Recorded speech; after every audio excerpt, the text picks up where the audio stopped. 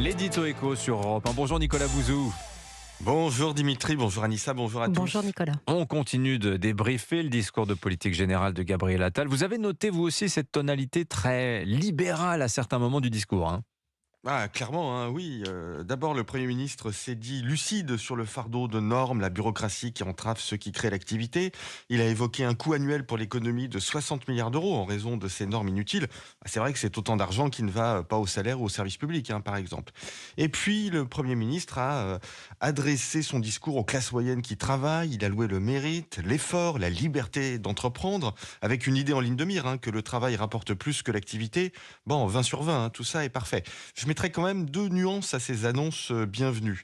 D'abord, il est passé très rapidement sur la réduction du déficit public, comme toujours. Il a simplement invoqué une nouvelle revue des dépenses des ministères, quelque chose qu'on a déjà fait 20 fois sans succès.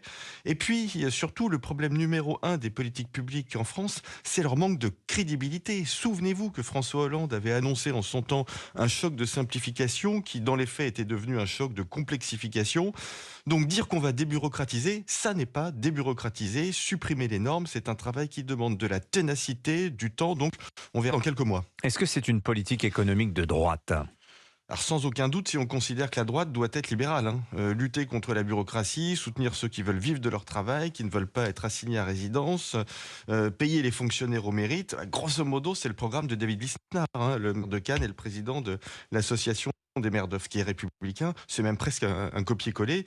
Alors moi, ça me va, parce que dans le cas de la France, ça me semble parfaitement indiqué.